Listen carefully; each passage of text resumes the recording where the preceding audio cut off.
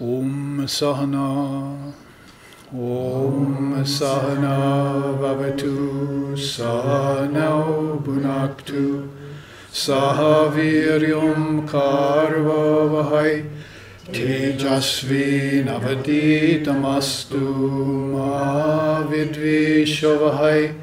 Om Shanti Shanti Shanti. May Brahman, the reality, protect us. May Brahman sustain us. May Brahman illumine our thinking consciousness. May we not find fault with each other, with the teachings, or with the world. And may what we study be a source of inspiration to us eternally. Om peace, peace, peace. May peace be unto us, may peace be unto all. Om Hari Om.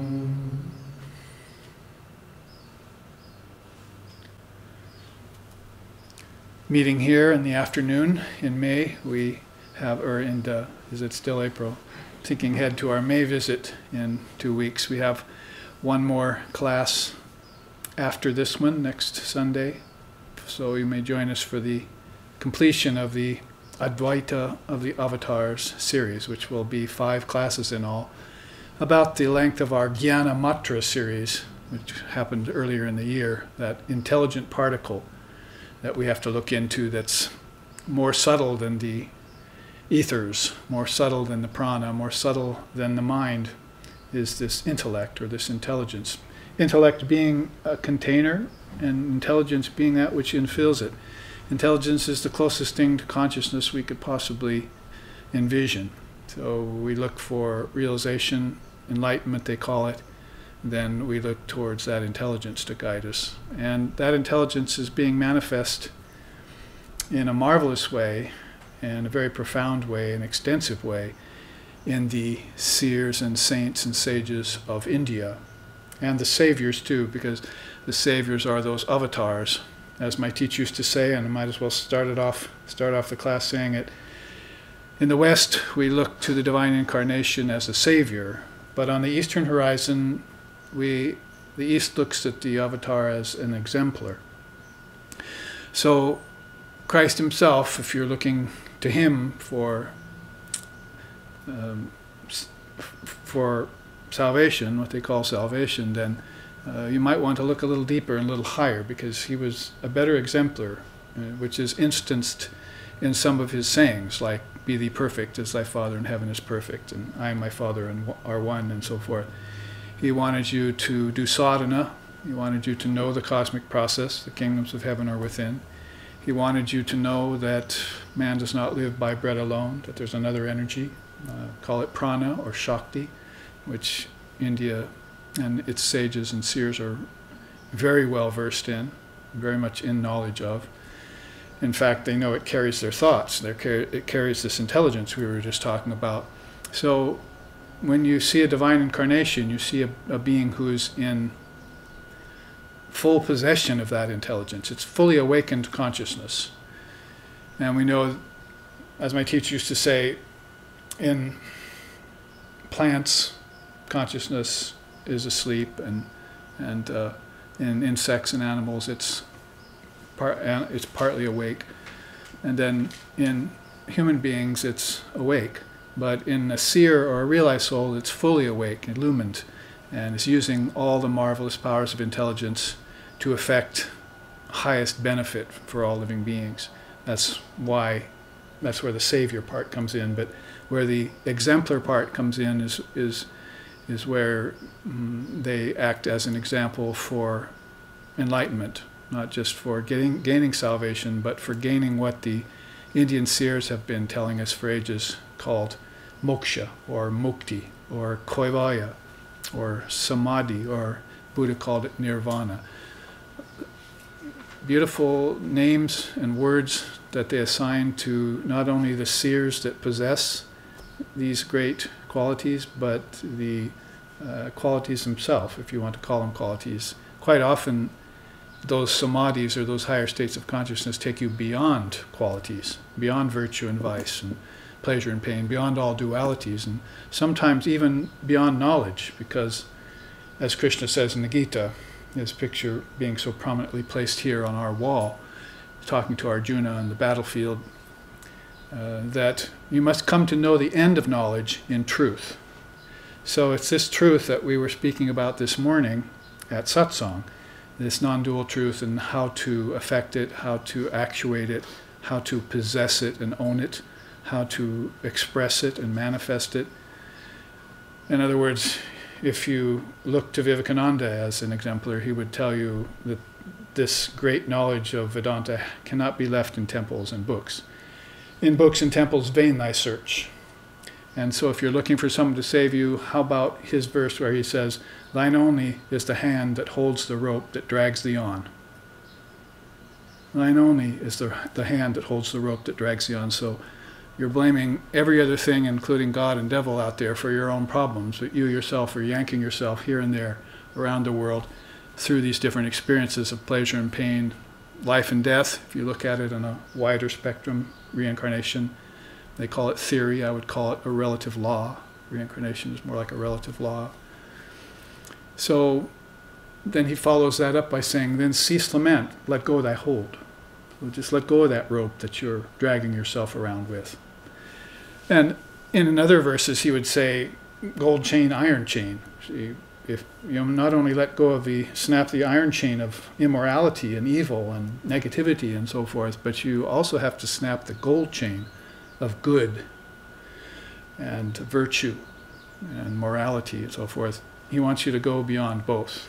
Go beyond them both. Say, Om Tat Sat Om, as many of my students know who have memorized that particular poem that we're drawing from right now, the Song of the Sannyasin.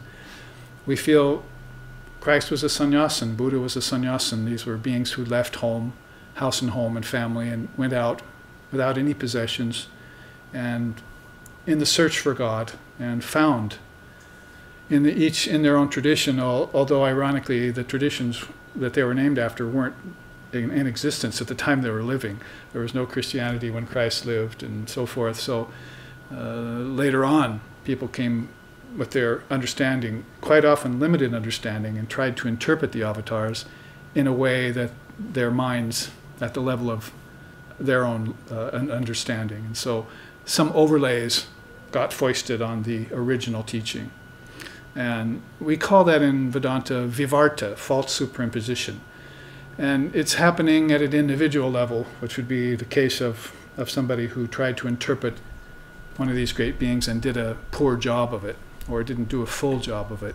But false superimposition, vivarta, or adhyasa, is also happening on a cosmic level. That is, the very makeup of the world is Maya, they call it. And Maya is the worlds of name and form in time and space. And not just the external worlds they're talking about when they talk about the cosmos. They're talking about the kingdoms of heaven within too. All of these stations that we were talking about this morning in satsang. Inside of us, the ancestors are one, and the celestials are another, and lower and higher heavens, all the religions seem to agree on that. And then a realm inside of you that's consisting of gods and goddesses. This is where the deities are, in case you're confused about that. If you're trying to pit science against religion, or if you're trying to pit practical knowledge against deities, and the two aren't mixing somehow, then there is a way to see all of those comprehensively integrated and synthesized as they naturally are. Sahaja Tantra Siddhanta. You don't have to reconcile them. They're already reconciled. All you need to do is uncover them, which means you're going to have to strip away this vivarta, these false superimpositions. Your own, and those that are going around amidst your fellows, collective consciousness, which is humans, ancestors, celestials, and so forth. And then the cosmic superimposition, which is the very inception of name and form. Brahman reality being formless, you should probably try and be formless. If you want to be like your Father in heaven, then you can't act like a form. That you're cut in the image of divinity is a clue, but you're probably going to want to assume formlessness. It's a very high position. It's a different kind of asana that you're searching for when you leave the confines, the limited confines of Hatha Yoga and go into the Jnana Yoga. You're trying to get your mind flexible now, not just your body. You're trying to get your mind healthy now, not your body. And lo and behold, you find out eventually that the mind can produce as many bodies and has produced many bodies for you over time, and you've been assigning it to nature alone. That is the material cause, like the fetus, and coming about from the sperm and the ovum and turning into a body and then dying at the end of life. Or, you've been assigning it to God, calling God a creator. But really this all has to do more with that hand that's holding the rope that's dragging you on, from lifetime to lifetime, or from concept to concept, or misconception to misconception, as the case may be. Hopefully from lower truth to higher truth, because that's what we chant here, right? Om Asato Ma Sadgamoya. May we go from lower truth to higher truth. They used to interpret that before Vivekananda came along as go from falsehood to truth. But Vivekananda said, no, there's nothing all false here. And guess what? There's nothing all true here either. You're in a world of mixtures and dualities. That's the way the world is made up. Otherwise, life couldn't go on. If our egos were pure, they would be non-existent. And so we wouldn't man the ego station. You see, we wouldn't assign our consciousness to an individual self. We'd always be assigning it to our supreme self, and everyone would be in samadhi, and there'd be no fun, you see. We wouldn't even be recognizing each other. I mean, Ramakrishna, speaking about avatars, and we'll go to this chart soon, he couldn't recognize his wife and his most cherished student when he would come out of the highest samadhi. He would look at them. Who are you again? Mm-hmm. So he had been out of the ego, out of his mind. There's one beautiful song in India, I could sing it, but I'll save that for later. Drive me completely out of my mind, O Mother of the Universe. So, completely out of my ego-mind complex. So they'd say, Ramakrishna would say, well, bring me some water. And so they'd bring him some water, and he would touch it. See, oh yes, now I'm in the realm of the 5 elements. Now I know where I am. So his mind would have to associate on the Bhutakasha. We were talking about the various akashas today. Paravasta had a nice question. And the Bhutakasha alone is what people believe in, this world of 5 elements. And if it hadn't have been for science, we wouldn't have even known what the world of 5 elements consists of. So quite often we say science is a better friend to Vedanta than modern theology is, which is trying to take concepts, religious concepts, and make them literal instead of taking them as symbolic. If you take Adam and Eve and 7-day creation theory and even original sin, as much as we like to hands off that, you can take them symbolically, then fine. You'll find a place for them in your philosophy, in your ideation process, but it's better to think in higher terms, beyond the dualities. So if you come out of this higher samadhi, then you're going to have to adjust a little bit to remembering names, remembering forms. It infers that this state of non-duality, which is Brahman, which is Almighty Father, takes away individuality and takes the consciousness into a completely homogeneous state, away from form.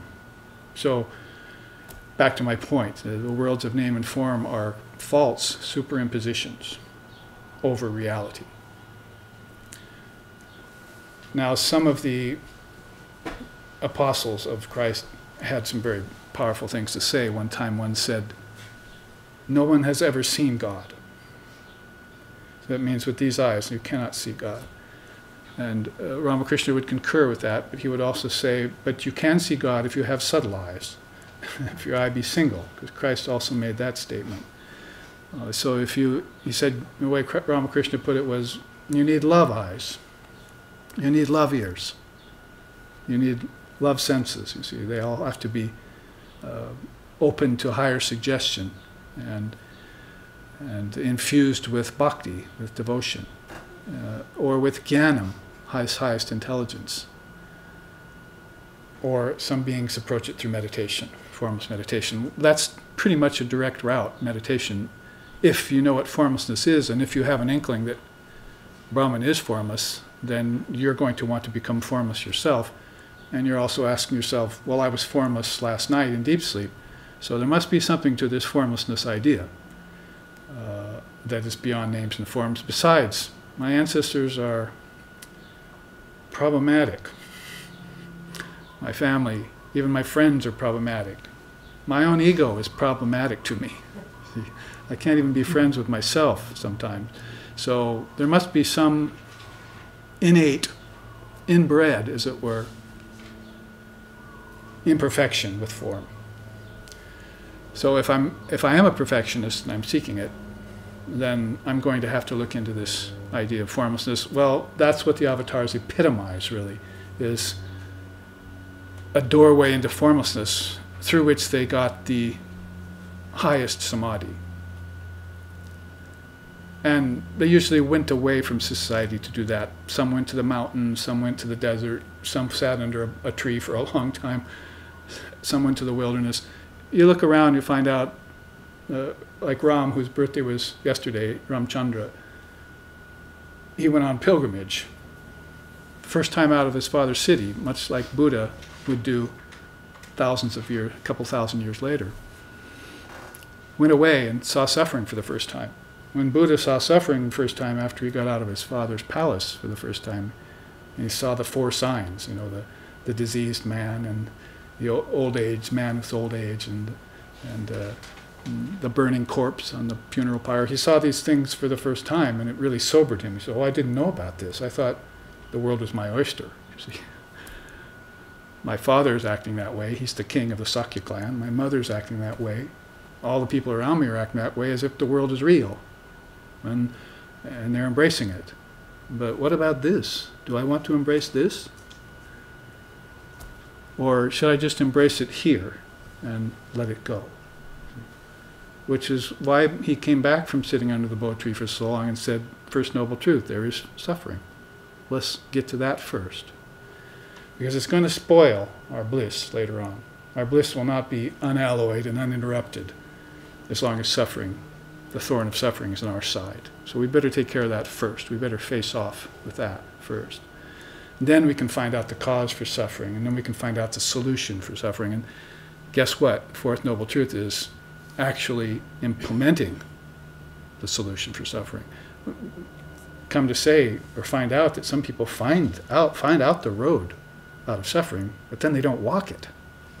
See, many impediments along that path, not just the usual gross ones, but some very subtle ones that turn people away from pursuing their own enlightenment. Do I have to say any more? Because how many of you are enlightened? Raise your hands. It'd be very hard to assign a term, samadhi or enlightenment, to yourself, right? So, well, then my next question would be, what are you waiting for?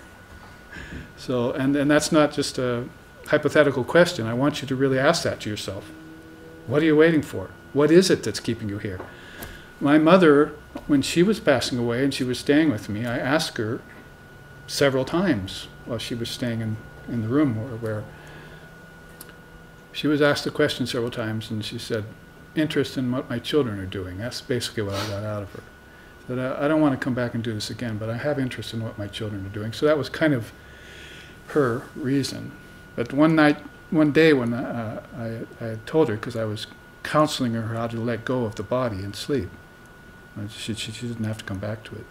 And there was no fear involved in that. And so she said, one night she said, Babaji, I almost did it last night.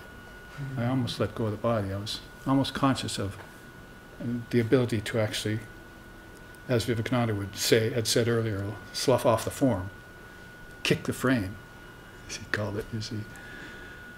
So it suggests, or maybe even infers very directly, that there is a consciousness watching the death process, which is probably what you're doing in dream state, because maybe you've had experiences of fear or suffering or death in dream, but then you wake up back in your body. Well, waking up in the other direction is much the same way. You wake up in consciousness, and then all dreams, dream number 1, the waking state, and dream number 2, the dreaming state, are both dreams then to you. And you're not going to return to them again, bereft of your consciousness. Should a man be reborn? They asked Swamiji. No, he said, not unless he can do so in full consciousness. So the idea there is, which is of the avatars, is that I come back only in pure consciousness or not at all. Thank you very much. If there's even a small false superimposition over a part of my consciousness, then I'm running the risk of falling into the allurements of the world and the net of Maya. Sri Ramakrishna, again, he said, there are 4 kinds of fish in the world. He's talking about people. One gets caught in the net, in the fisherman's net, and it is so deluded that it sinks itself in the mud at the bottom of the lake and thinks, I'm free, I'm free. Death can never find me. But it's got the net in its teeth. Another kind of fish is the one that, when the net is cast and it's caught, it runs around recklessly, bumping against other fish and into the net, and panics and dies in a state of panic. Then there's a third kind of fish that takes a chance, you see, and it actually goes towards the surface where death is. It goes towards death instead of away from death. And it goes toward the surface so that maybe it can find a way out of the net in the direction of the net. See? In other words, there's some sort of intuition. There's an opening up there. See? It's like the third eye opening, right? Have any of you seen it? I see it quite often. And I hear the sound when I was young. I hear the sound Om, even in my crib. See, I remember hearing that sound, having it frighten me. My earliest postnatal experience is my mother coming in the door. Because I was crying out because I saw that vortex, inward vortex. So that third eye opens, clouds roll back, and it's just a perfect cylinder. You're looking inside, you're not looking outside, you're looking inside into a different kind of sun. It looks like a sun, this bright light, and if you look deeply into it, you can see distant lands, as it were, like an island in the ocean. Jewel Island of Essence, they call that experience, the Jewel Island of Essence experience. So,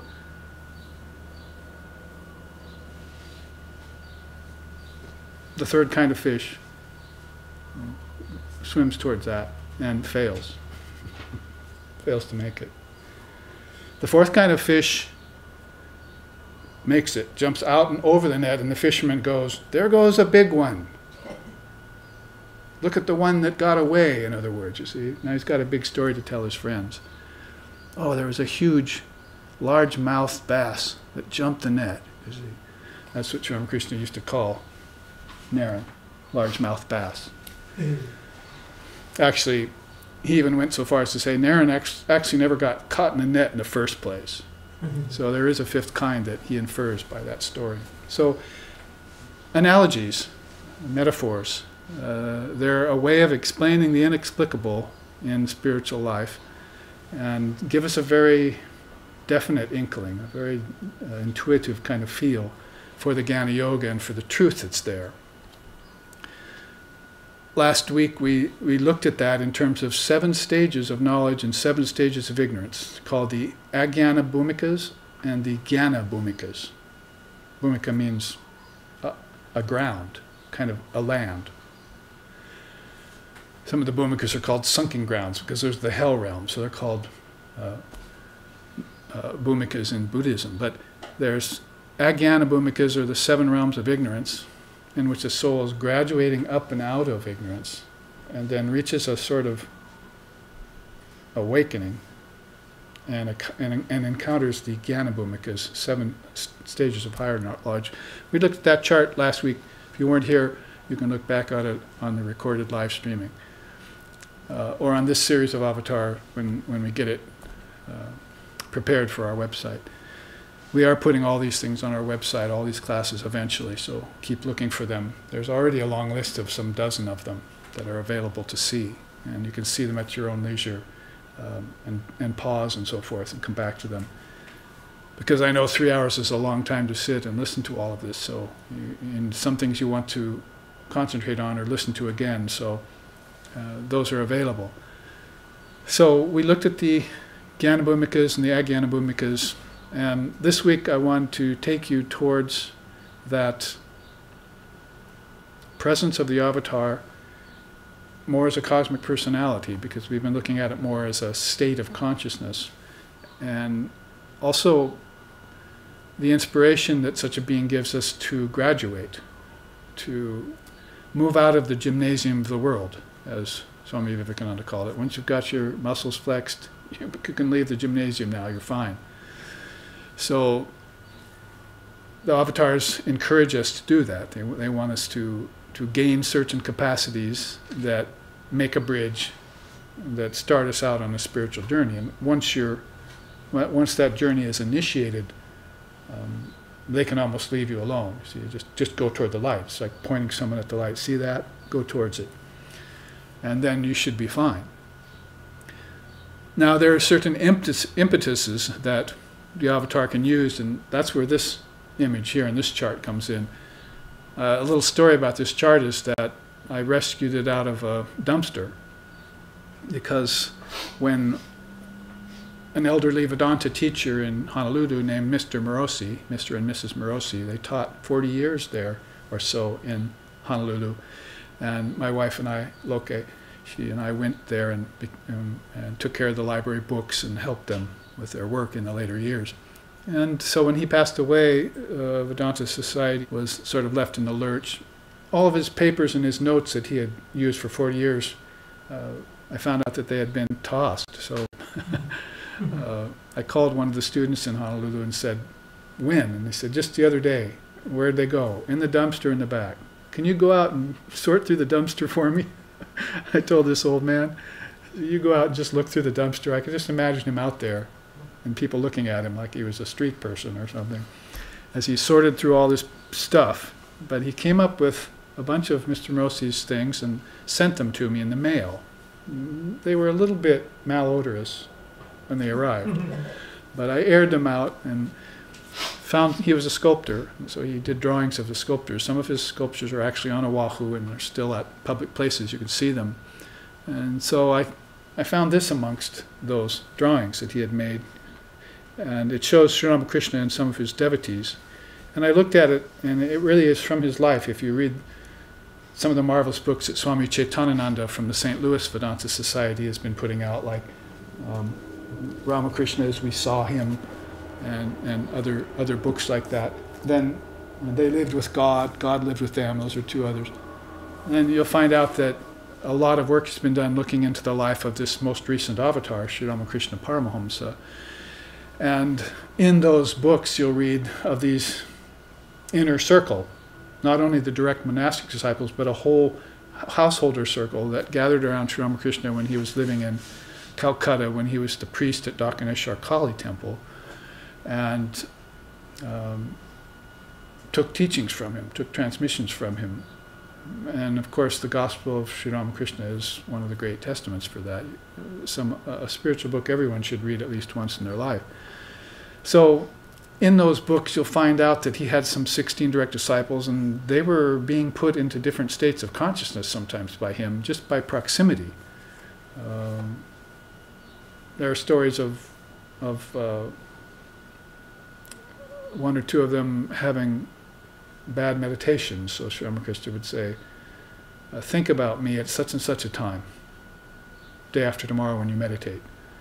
And then they would feel Sri Ramakrishna's presence that time, and he'd remove the obstacle and they could meditate. So that's a kind of Diksha, it's a kind of touch. It doesn't just happen with a hand, Hasta Diksha it's called, on the head or on the heart. Because he did that to Naren. This is evidently Naren here on the far right, your far right, being touched and given Hasta Diksha right there on the third eye. And he did that early on to Naren and put him in a high state, and Naren told him why he had come to earth. And he was just probably in his late teens at the time. So there is this power in an avatar to awaken us. Now, yes, you're probably thinking Shaktipat. Shaktipat in the West in this particular time been greatly misused and misunderstood. Usually, these great beings will not use that kind of power on you. They'll use some other forms of Diksha. For instance, mantra Diksha. Mantra Diksha is probably the best of all because it leaves your awakening in your own hands. And that's what they want, really. If they were to awaken you prematurely or awaken you by grace, as we looked at that last week, remember, they're Kripa Siddha, Swapna Siddha, Hatat Siddha, and those kinds of siddhas, perfections you get in a dream, or perfection you get through the grace of a being.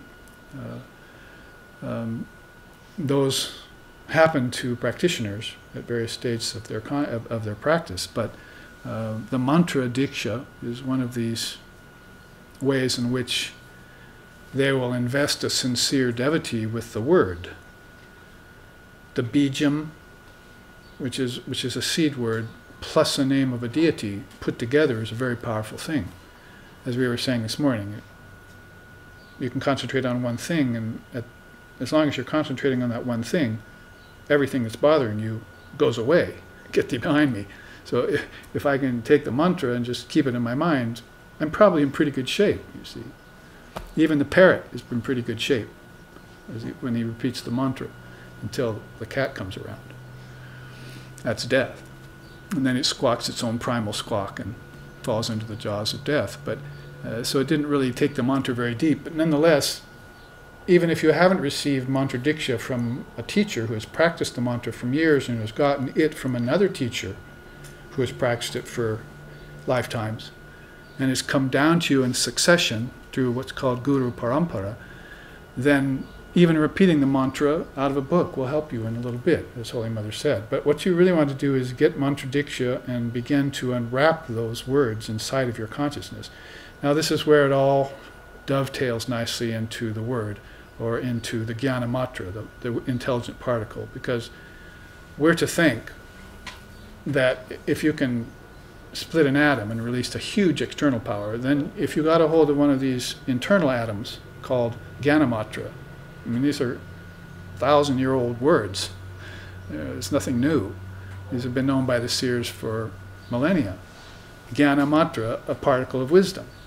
So if you can get this and split it with your own electron microscope called your third eye, with your attention, then it will release a great power inwardly. Explosion from physical matter, implosion from subtle matter, or from subtle words. So this unwrapping of the mantra practice is very, very deep. People can stay on the surface of meditation for decades. They can stay on the surface of mantra practice for decades. There are thieves in the night. They go to the teacher and they get a mantra, and then they run away with it and they don't practice it, or maybe they don't practice it for decades, or they don't practice it till another lifetime. It's sort of a germ that's been planted, and it'll attract them later to some time that's more auspicious. But the best of all, as Holy Mother said, some people, they go to the Jagannath temple and they start on the path and they don't reach there till 6 o'clock at night, and they get fed. Other people reach there at 8, and the temple still feeds them. Other people, late, don't get there till midnight, but the temple still feeds them at midnight. So she says all beings will get fed, which is the marvelous message of Vedanta, that all beings will get enlightenment. Because enlightenment is their true nature, they will awaken to it at some point. But if you want to be actively engaged in the enlightenment process, via sadhana, for instance. Sadhana siddha was one of the items on the chart last week, right? We saw those people who get perfected through sadhana. Well, the seers like that kind of person very much. And they would like it if you came and they gave you the mantra, and you would go into samadhi right there on the spot. They just whisper it in your ear, see. And you'd say, I remember that, and you're taken away from external consciousness, and you have this whole inner atmosphere open to you. Whether it's this chakra or this chakra or this chakra, it opens to you. And you have a powerful experience. And you may come back to the body and forget that experience, or partially forget it. or you may come back in full remembrance of it and say, I'm going to storm that gate again as soon as I can.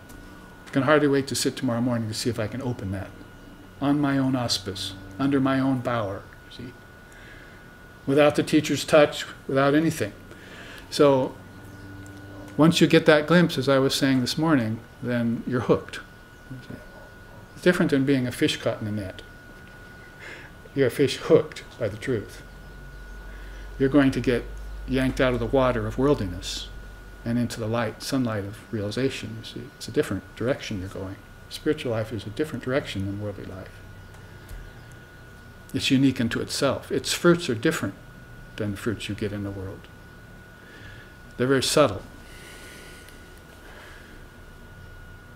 So these are some examples of what that word called Diksha. It's really initiation, as you might say. It's a way in which beings take a commitment into the path. And sometimes it's, as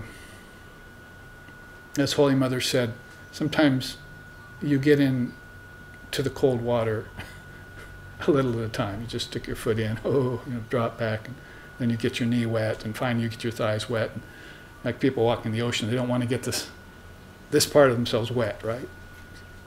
They've gotten this far, but they can't take that final dive into the ocean. They're partially immersed, you see.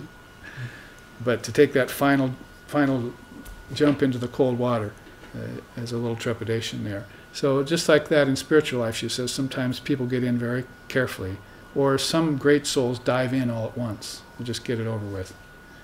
Or some souls, usually the foolish ones, get pushed from behind by a mischievous friend. Ha you see. So whatever the case, you'll get wet, you see. So she means all beings will reach that pinnacle, or that time, that auspicious time. Auspicious timing is one of the precious teachings of the Dharma. It's an unfigurable formula, what awakens some people and why others who are poised on the brink of awakening will not do so. If we, teachers, gurus, acharyas, rishis, knew what it was that formed the concept or the principle of auspicious timing, well, we'd bottle it and become rich. Mm-hmm. But we don't. In fact, that's the hands-off portion. That's the portion that belongs to the Divine Mother.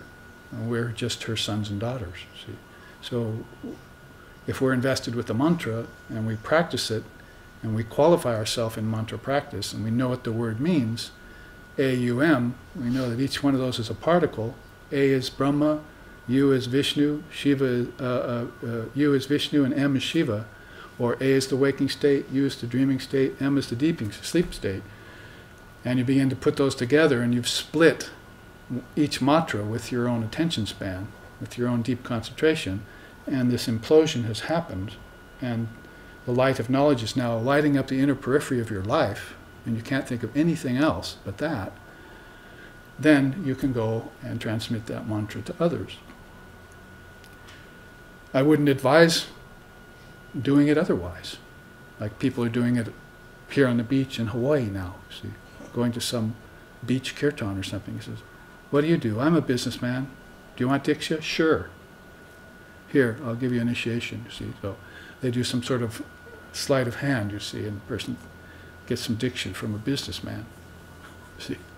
Not from a seer, not from a teacher.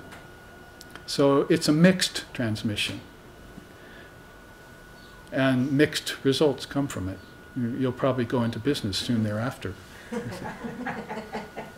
And enlightenment will be forgotten. Your search for enlightenment gone, you see. You maybe had a little bit of it and you just misdirected it. So people ask me that all the time, can I get a mantra from a book? Well, yes, you can, and you can repeat it, and it'll help you a little. But it's nowhere near what you are going to need for the spiritual path to gain full realization of who you are, your true nature, Atman, Buddha nature.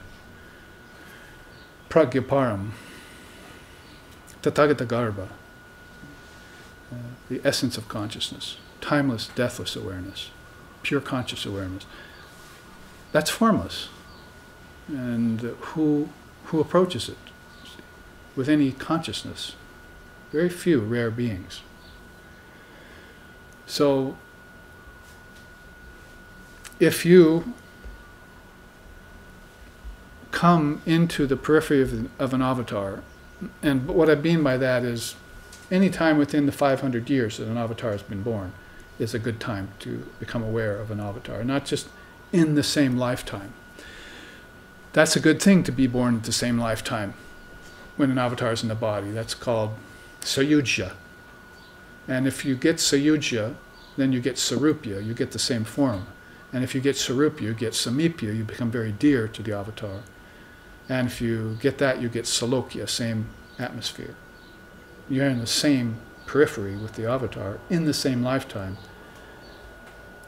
Well, there's advantages to coming after that great steamship has already passed. You see, and all of these great waves are coming off of it. There's a story of one of the direct disciples whose student came to him, one of the direct disciples of Sri Ramakrishna Paramahamsa. Student came and said, "You're so fortunate you got to see Sri Ramakrishna in the flesh." And so it's obvious that, you saw God. There was no denying it. And the direct disciple turned to him and said, "Actually, you're more fortunate than I am because you never saw him, but yet you still believe in him." So yes, you cannot deny it when it's right there in your face. If you're invested with any sort of spiritual understanding. If you're antagonistic to the light, then of course you'll deny. Many people denied the Christ and so forth. But of those people who are gravitating towards enlightenment, they will recognize right away. They will know. So there are advantages to being born after the avatars come. And besides, one of the signs of an avatar is that he or she will leave behind a series of disciples. 16, 12, 8, 30, 28 in Shankara's case. So, and these great beings are combinations of gyanis and bhaktas and meditators. You see, they all are different temperaments.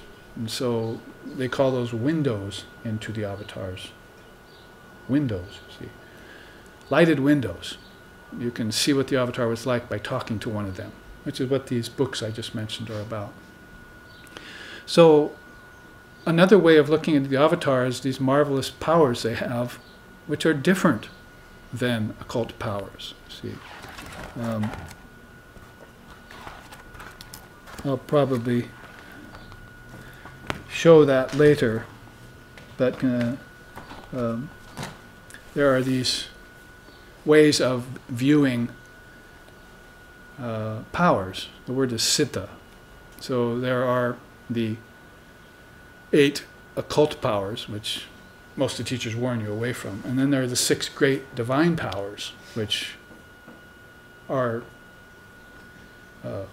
manifested by the avatars. 6 divine powers. I'll show you that in a minute. So in order to recognize these offerings that are coming off of a guru, I took this image, and the story is from the tradition, and some of these direct disciples, who are most of them quite young. There were a few older ones amongst them, like M, the author of the Gospel, was there, Mahendranath Gupta. And showed it in this way. By studying the scriptures, I found out all these different kinds of dikshas that are mentioned there. Sankalpa Diksha, Chakshu Diksha, Hasta Diksha, Vak Diksha, Sparsha Diksha, Dhyan Diksha, Mantra Diksha, Swapna Diksha, Shaktipat Diksha, and Pada Diksha. These are others down there you see have been, in that list, have been spread around according to the activity that each of these devotees is engaged in, like that one who has fallen into a swoon here, getting Swapna Diksha. That is getting transmission in a dream. Now there's a story in Ramakrishna's life of an old man who was always there on the front porch waiting for Ramakrishna to come when he came to the city to give darshan at one of the devotees' houses. And he was always there waiting for the master. He saluted the master, touched his feet. That's Pada Diksha, by the way. And then masters went inside to give the teachings and sing the songs. And the man would stay on the porch and waiting for it to begin, and then he'd always fall asleep.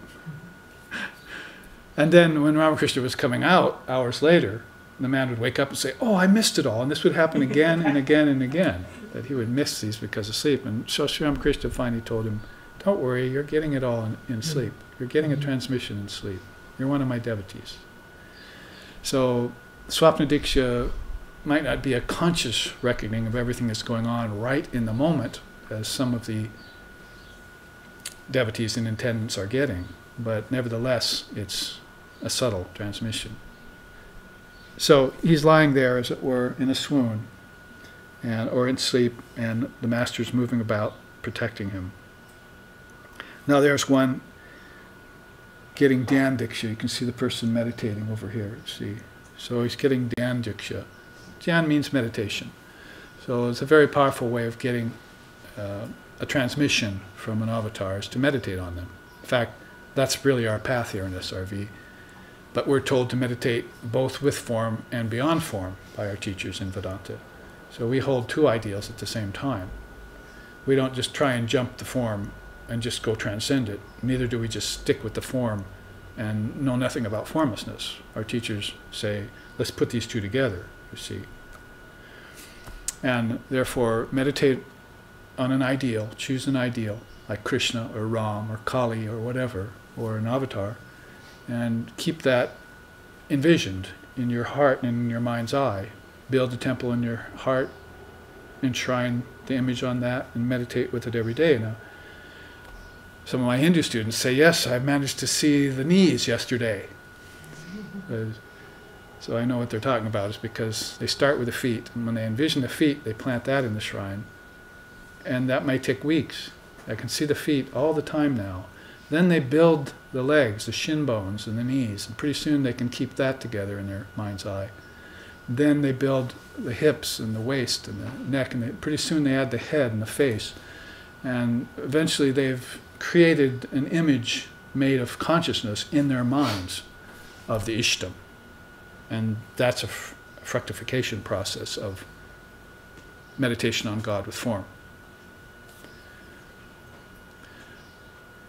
So, and there are other ways of doing it too. Some people have greater powers of inner vision, so they can accomplish that no problem.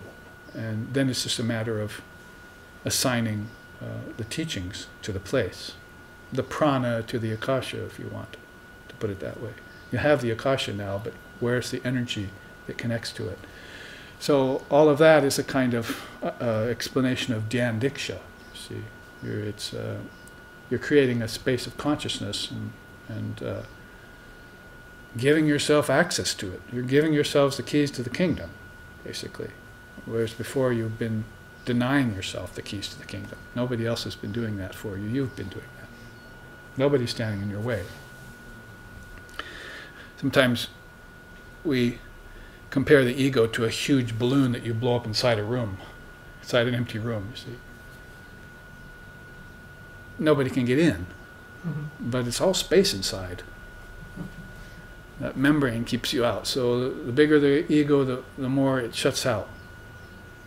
And if you can deflate that, the more you can get in, the more light can come in. So Dhyan Diksha has that other great quality of being able to dissolve the ego, which is one of the false superimpositions over Brahman, one of the subtlest. Look at a few others here. Sparsha Diksha, I mentioned Ramakrishna gave Naren Sparsha Diksha, a touch. He gave him a touch. And he did that on several occasions, and he did that at different parts of the body. He could lay a hand on your head, and that would be, might as well say it now, it would be Hasta Diksha. You see if it's in this list. By hand on the head. But it can also be in the third eye, and also be in the heart, touching the heart. Depending on what level of consciousness is being shown. It's very possible that on the battlefield of Kurukshetra, when Vishvarupa Darshanam, that when Krishna wanted to show Arjuna the vision of the cosmic form, that he touched him on the heart. and he saw the cosmic form. Instead of the war there, he saw the devourer of war. See? Elephants, armies, horses, men, everything was disappearing into these 1,000 mouths of the cosmic form. It was eating it. Rivers of blood were flowing into it. So he had this horrific vision of God with form that was even beyond the kind of scene that you would see in a battle. Some of you have seen depictions of war in movies and so forth. Even much more stupendous than that. And Arjuna's reaction to this Hasta Diksha was, take that vision away, please. Show me your two-armed form again. I don't want to see the 1,000-armed form, the 1,000 legs, the 1,000 mouths, the 1,000 eyes. Those horrible mouths, take it away. You see. And just show me your gentle form again. Because by this time he knew Krishna was no ordinary being. Because if he could touch him and give him this vision, then he must be an avatar. And prior to that, Arjuna probably didn't know who he was dealing with. Because not long after that he said, please forgive me, Lord, for calling you friend, for taking such license with our relationship. I didn't know who you were. It's really very symbolic of us not knowing who we are. Man and wife not knowing who they are, though they live with each other for decades. Brother and sister not knowing who they are. One person getting awakening spiritually, and the rest of the family going, we know nothing about that. They're just our daughter or our sister, you see. So they don't know the transformation that's taking place inside. So that's going to take some transcendence of barriers that society, people, egos, relationships, and other things throw up all the time. And that people begin to live by these conventional ways. They don't dare trespass, you see. Well, the seer could care less for those boundaries. In fact, even in religions, he's going to strike those down. Ramakrishna used to say to Naren, those two, when they were talking together, he'd say, and Vivekananda said it later, my teacher used to say that Christianity, words like Christianity and Hinduism and Mohammedanism were barriers to enlightenment. Those words were barriers to enlightenment. And of course, he qualified that statement later. He said, we want to be able to see the divine being beyond the Quran, beyond the Bible, beyond the Vedas, but we must do it by studying the Quran, studying the Bible, and studying the Vedas, is how he put it, paraphrasing him. So isn't that you chuck the baby out with the bathwater, as they say. It's that you look very deeply into all of these ways so that you come to know them, because knowledge is the destruction of fear. Ignorance is a type of fear, that you don't know the other person, so you have some fear of them. So husbands and wives are walking around on eggshells in the same house, you see, either not trying to offend each other or offending each other on purpose. But they're not seeing the Shiva and Shakti that's standing behind the scenes, behind these false superimpositions. They're not seeing each other as a divine couple. Seeing would mean there's the Atman, here's the Atman, and there's no bones about it. See? I see the one standing behind the many. Maybe you can do it with one relationship, then you can start practicing it with humanity, or with the ancestors, or with the celestials, or with the rishis, especially with your guru. Holy Mother used to say, if you think of a guru as an ordinary person, no matter how many faults you might think he or she has, then you'll never make spiritual progress. If you choose a guru, that guru is God to you. And you do what they say. I never missed one opportunity to hear my teacher speak, and I never fell asleep or lost my attention span ever in his lectures. I was sitting still, focusing on him, and I never disobeyed him. I believed everything he told me, without exception. That's the way to make spiritual progress. I never argued with him, well, maybe once, right at the very beginning. And he put me straight. I had a few little issues about other teachers, see. And I won't mention any names, but he finally told me, what can I tell you? I've given my whole life to Sri Ramakrishna. Come and I'll show you how to give your whole life to Ramakrishna. Forget these other teachers. No wild fox Zen. You see, Roshis will tell you, no wild fox Zen. One Roshi, don't mix it up.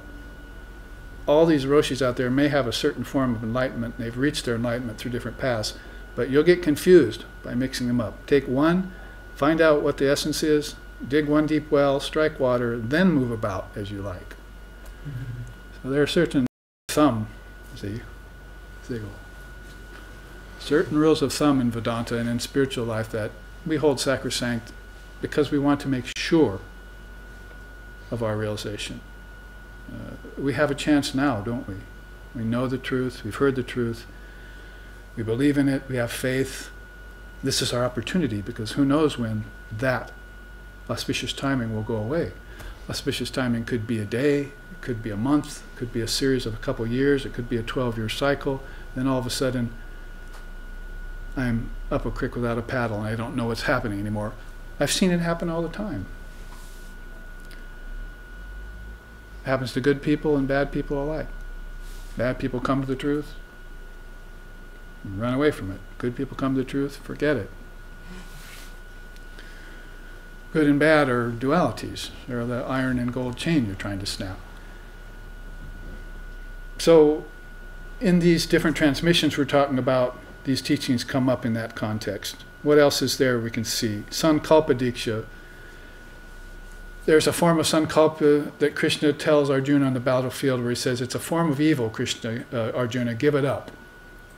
In other words, mental imaginations, mental fantasies, mental projections. These are the warp and woof of false superimposition. That is, if you're the hand that's holding the rope that drags thee on, then most of these false superimpositions that you're suffering from out there have been foisted on it by you. Or you in other forms. People are just other forms of you. So individual or collective delusion, it's all mass collective mental dreaming, isn't it? And when you get a mass of people together, it's a very powerful dream. It's a dream they think is reality. The ancestors are having one of them. The angels are having another. Humans are having another. The animals are having another. I think the animals are looking out of their eyes and thinking, oh, there's the world of the humans, you see. They're just in their own, animal world, and they just want to eat the green. As my mother-in-law says, eat the green. Even dogs eat the green. I've seen them doing it. So these worlds, you see, very figured dreams held with boundaries that people aren't going to move outside of. But what you want is a world that has a boundary around it that is being held up by the avatar. That's a huge field, you see. You'll never find the end of that.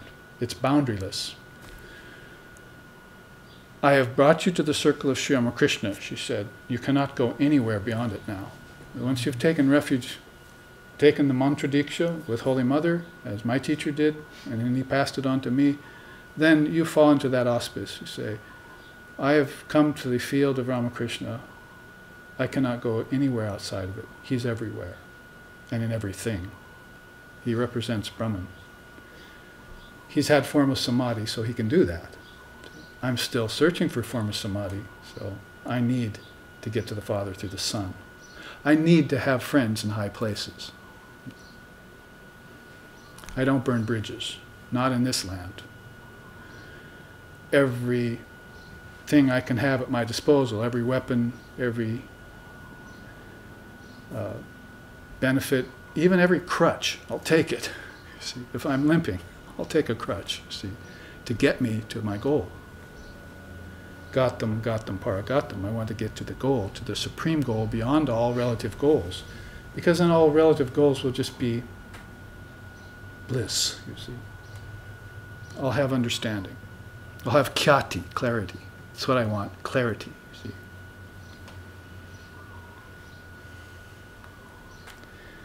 So sankalpa diksha, by thought or by will, the avatar has a form of sankalpa to introduce to you.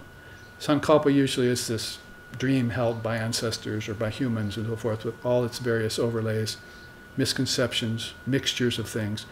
But the avatar has a sankalpa or vikalpa way of dealing with you, that even by thought or will, he can awaken you up to the truth. He doesn't have to be in your proximity. You don't have to be in his. You don't even have to be in the same lifetime as him. If he thinks of you, then you get Diksha.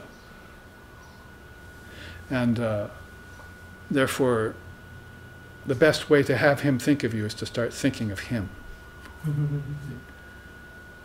I mean, if somebody were looking away right now and I'd say, Cindy, and she looked at me, you see, she was looking at the chart. She wasn't sleeping. She was looking at the chart. I said, Cindy, and she immediately looked at me. So if you think about God, he immediately will look at you. Not the formless Brahman, because he doesn't have eyes, but the mother of the universe will look at you, the Shakti power. That's why we call upon her. She's the Vakdevi. See, Vakdevi, here's a Vakdiksha. By a word or an utterance, one can get awakened. Now, does that mean immediately? In the case of a person who's supremely qualified and ready, yes, it means immediately. There have been cases of that on record that the rishis have written down in the Vedas and the Upanishads, of being so ready to hear that word that when they heard it, it was like that, lightning struck. That doesn't mean that they had many lifetimes of preparing for that either, for that immediate moment. But if you were to see a person at a different level of that race for enlightenment, you would see a person who is beginning to qualify themselves, and if the mantra were given to them in that stage, they would be unwrapping it by stages. Tripura Sundari. The most beautiful gift was given to me in 3 parts. The mantra that the teacher gave me, my own contemplation of it in my own mind, and the unwrapping of it that ended in enlightenment. That's the 3-part. It's a name for the goddess, Tripura Sundari.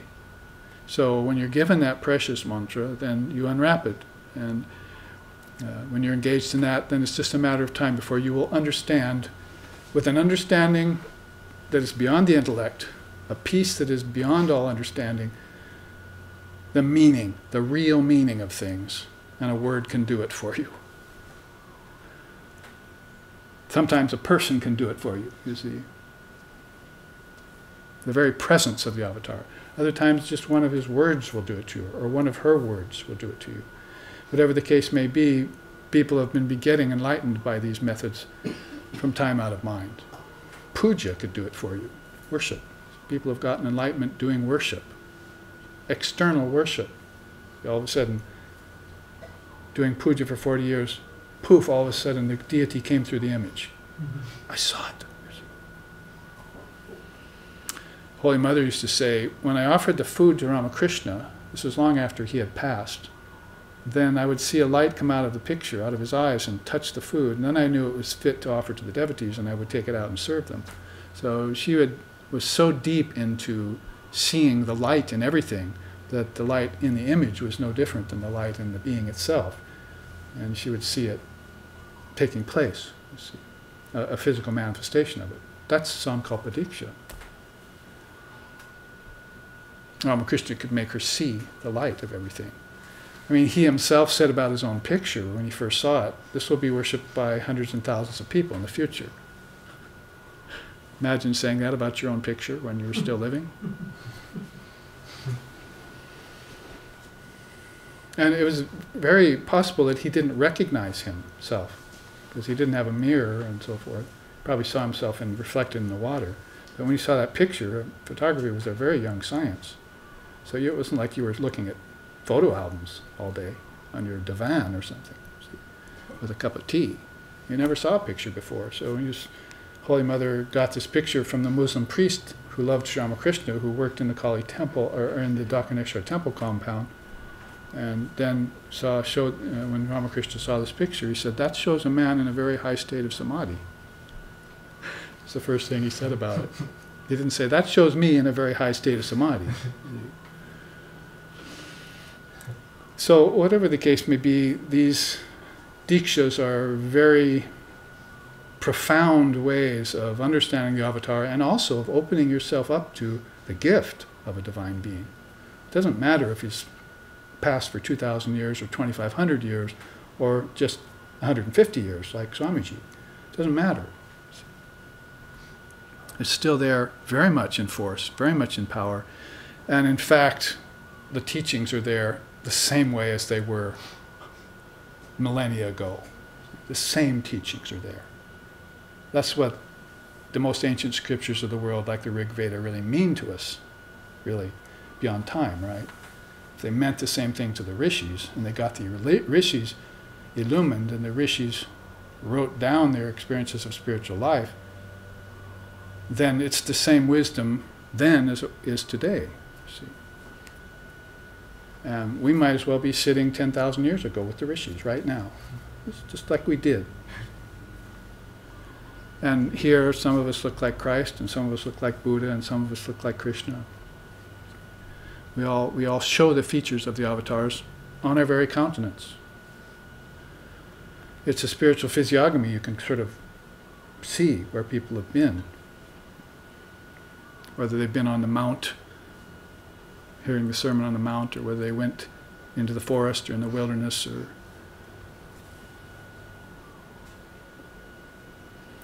So, forms of Diksha are also then ways of pricking our subtle memory, our smriti bedu, this causal memory of back inside of us of other lifetimes, and having met these great souls.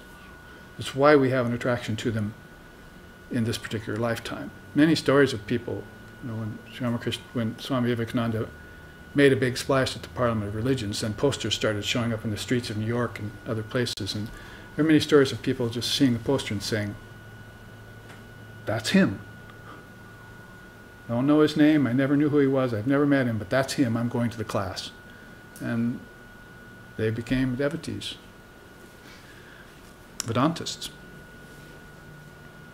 Occasionally I'll meet a woman or a man in their 30s or 40s, say, my grandmother was a Vedantist.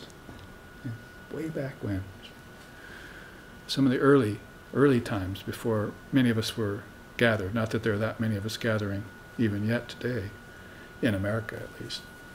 But yes, people had heard the Vedas and the Upanishads, and they were relating to them. I know an older woman named Veda. She's a Christian, but her parents named her Veda. Well, the only thing to finish up about Sankalpa Diksha is that Sankalpa means a mental projection. So most mental projections, very mundane, very mixed, sometimes evil, and sometimes very worldly and very bound up in the ego. But Avatar Sankalpa is Atmic Sankalpa, not Mayic Sankalpa. We had a chart on that recently, the difference between the two.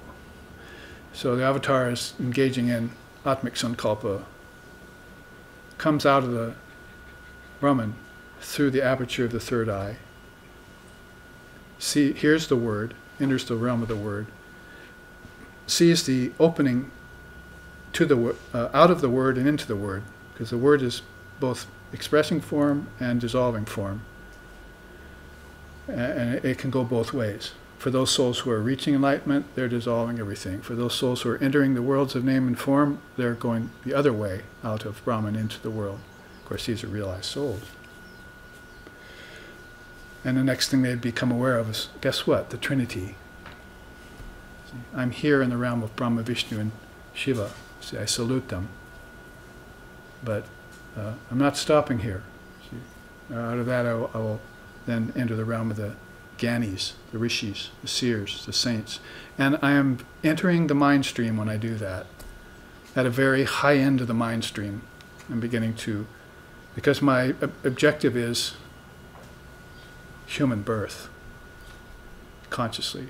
So I'm going to project myself through the realm of the Rishis and Saints and Seers into the, and as I do, the mental mind stream gets thicker and thicker and denser, and the vibration comes congealing together until I reach the fetus. And then I have a moment where I have to choose what gender, what country, what set of parents. And all of those things I just passed through, I keep in my causal memory so that I can man myself up, that I can be born consciously. And when I die, I have to do that whole thing in reverse. So projecting the mind stream and dissolving the mind stream, going up and down the amber stairs of birth and death, as Sri Aurobindo put it, is what the avatar is so adept at. Taking on form and sloughing it off as if it were nothing. Because he knows the mind can produce, and does produce everything. All forms come from the mind, not from God, and not from nothing. Nothing doesn't exist. That's his mantra when he comes down. Nothing doesn't exist.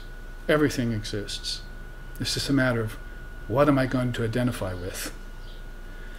And can I turn that identification into mere association for a time and then give it up? Can I attach and detach at will? Ram Prasad has a beautiful song around that. He says, when I was born, the midwife cut the umbilical cord just like that in a second. Can I cut the umbilical cord of attachment to my form, to my subtle form, that easily? Will I be able to do that on my own, as easy as the midwife cut the physical umbilical cord? Can I cut the umbilical cord of ignorance, of attachment to these worlds? So there's some pretty profound thinkers out there who are writing songs. Have some pretty powerful lyrics.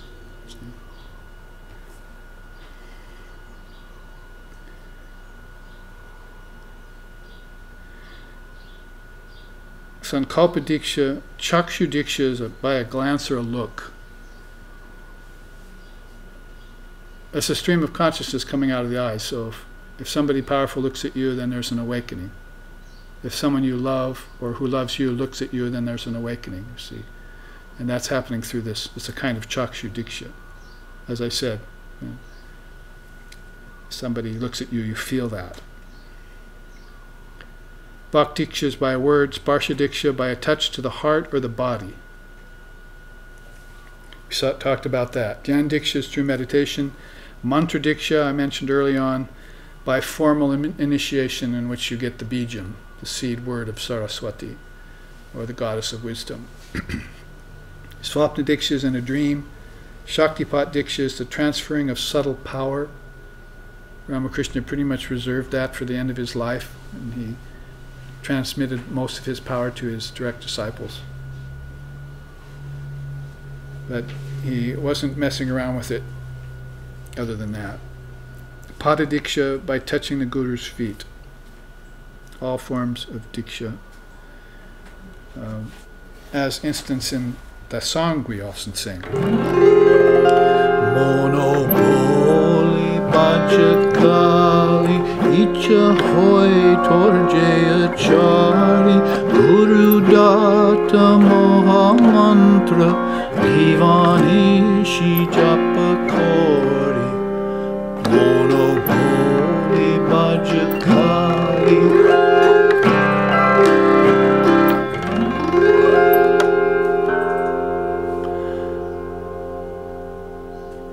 The Guru transmitted me a secret mantra in sacred ritual. And therefore I realized Mother Kali through her mantra. Gave Mono Boli Bhajakali.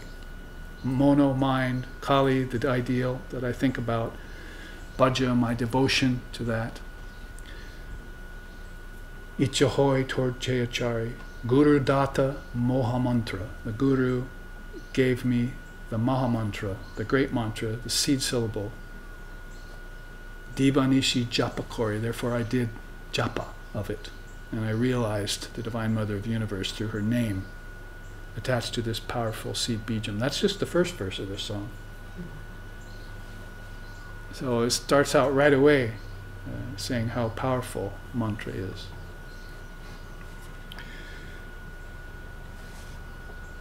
Let's look at these quotes. One at the bottom. The true Guru is nothing less than the cosmic mind Brahma, Vishnu, and Shiva, manifesting itself in some rare soul. The Guru initiates those sincere spiritual aspirants who are especially keen for realization. I'm very keen for realization, one of my students says.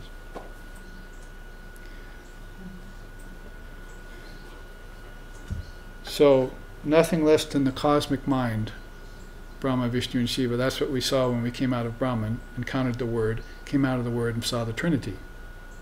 Because the Trinity each have Om written on their hand, right? So if you're coming this direction, outside in, they're saying, I'm the last form you're going to see. You're going to the Word, brother. Pass by and you dissolve. If you come back out, I'll see you then, you see. We can compare notes later. But you found the Trinity, the sweetest, most sattvic, most balanced, most beautiful realm that you can possibly go to inside the realms of name and form. There's nothing more beautiful than that. So they sing about it. Gurur Brahma, Gurur Vishnu, Gurur Deva Maheshwara, Gurur Eva Param Brahma, Tasmai Shri Gurave Namaha. Tasmai Shri Gurave Namaha. Lord Brahma, Lord Vishnu, Lord Shiva, you're my Guru in human form. I tender my salutations. I proffer my obeisances to you, the Trinity. You get to the Father through the Son. In India, it's you get to the Father through the sons. There are 3 of them. Dualities perplex, but triputis liberate.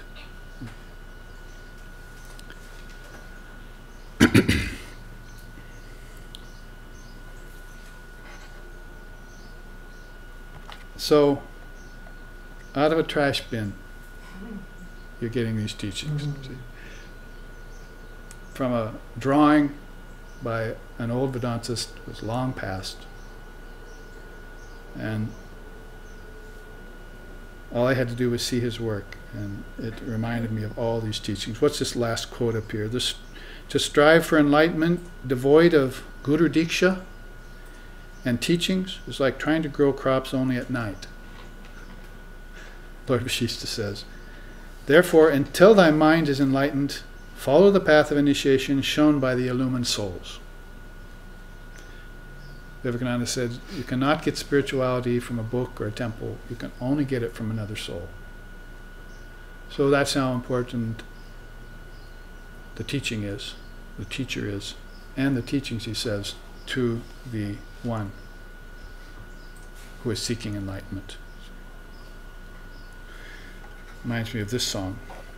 Manre Krishika Janana, Manre Krishika Janana, Iman Mana Jamin Raile Patita, Abad Kale Kana Soma, Manre Krishika. Oh, lazy mind, he says. Clearly, you do not know how to farm. You allow your own fertile expanse to remain fallow. Under proper cultivation, the land of awareness becomes golden with the harvest of illumination. Sow seeds with every breath. Protect the precious field of your soul with the fiery fence of Mother Kali's name, so that the fruit of your dedicated effort will not be stolen by the egocentric world, is what he's saying. But I'm going to read the whole thing to you. It's a very beautiful song. Impenetrable is the fiery fence of Kali, Kali, Kali. This is his mantra. Even death dares not approach it. Be utterly confident, O simple-minded poet. He's talking to his own mind. Encircled by this powerful resonance, your meditations in song will remain fruitful for many hundreds of years. This song is about 300 years old. So, was he right? Did it remain fruitful for many hundred years? The soul is the field of free decision. Dedicate yourself to constant cultivation for the sake of all conscious beings, and the harvest will be without limit. Your spiritual guide has given you the mystic syllable of Mother Essence as potent seed to sow. Water for irrigation flows abundantly through the heart as pure love and tender devotion. This dusty troubadour, wandering through open fields, now pleads with everyone, if you find farming difficult, please bring my poems with you. You need it? You want it? Well, that was translated by our own founder, Lex Hickson. Beautiful translation. Manre Krishi Kaj Janana. We used to joke about it. That's what we want. We don't want to say, hey man, I'm just a couch banana. I'm Manre Krishi Kaj Janana.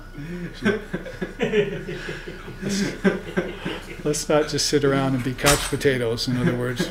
Let's get up and be actively engaged in our spiritual life, day to day. As sow seeds with every breath, wisdom, power, which your Guru has breathed into you, and water it with the tears of devotion that are flowing through your heart like rivers.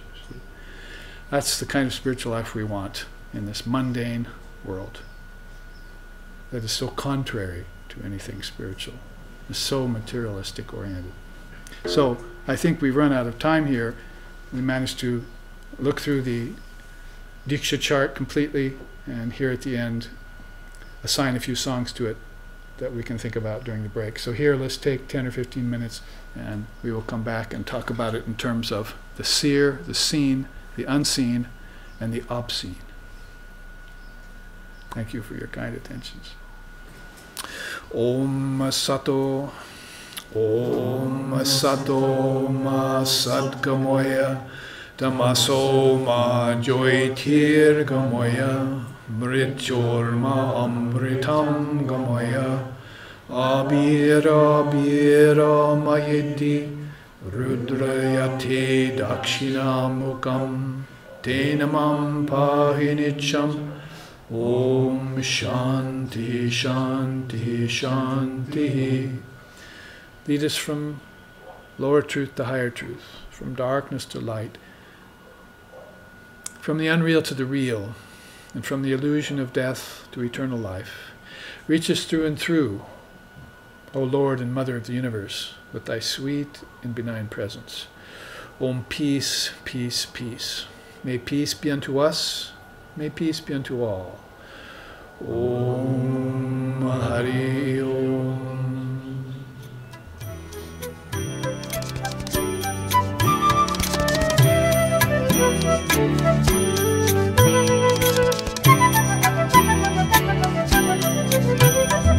Shankara Mahadeva Deva.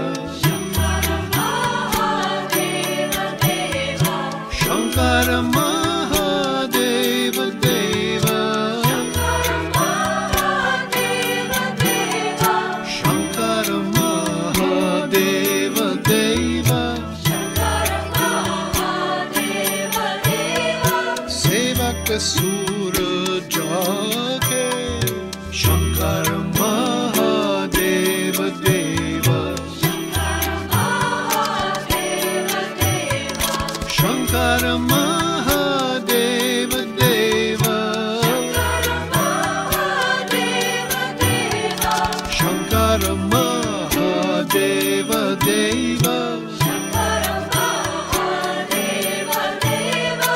Sevaka Sura